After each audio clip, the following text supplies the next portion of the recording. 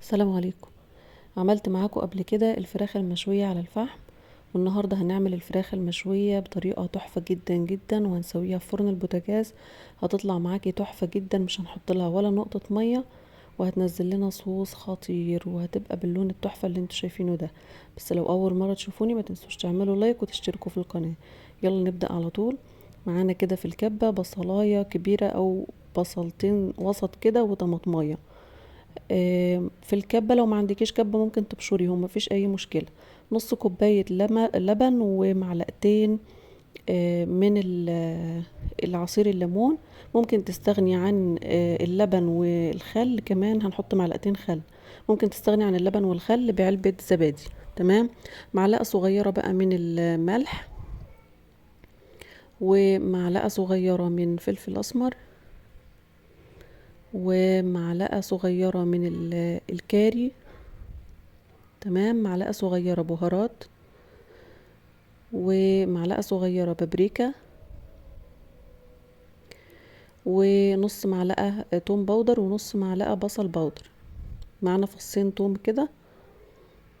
تمام. ومعانا معلقتين كبار صويا صوص، ومعلقتين كبار دبس رمان. عايزين نزود كمان في دبس الرمان مفيش اي مشكلة، بيديكي طعم تحفة جدا.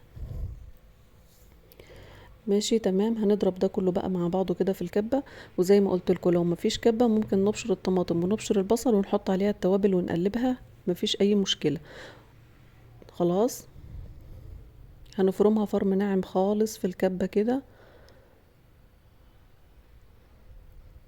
حطيت بعد كده معلقة كده من الكوبيبة الصيني، بعملها بدقها كده واحطها في الاخر. بننضف بقى الفراخ كويس زي ما انتوا شايفين كده، وبنبدأ ان احنا نحطها في التتبيلة. في حتة كده بتبقى في الورك بنسميها احنا الكبدة، دي مش كبدة خالص يا جماعة، دي زفارة. بتغمق الفراخ وقت السليق او الشوي، او لما تيجي تسوي اي فراخ لازم تشيل القطعة دي لانها بتغمق العظم بتاع الفراخ. هنقلبها بقى كويس كده ونرصها في اي صينية عندنا. تمام. زي ما انتوا شايفين كده بالظبط. كمان معانا كمان شوية كده من جوانح الفراخ. هنتبلها برضو بنفس التتبيلة، وهحطها في صينية تانية لان اكيد الوراك هتاخد وقت في التسوية عن الجوانح. تمام.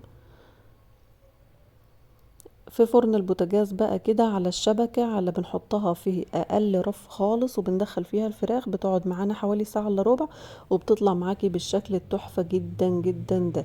شايفين اللون عامل ازاي؟ شايفين الصوص بتاعه، القوام بتاعه تحفة جدا.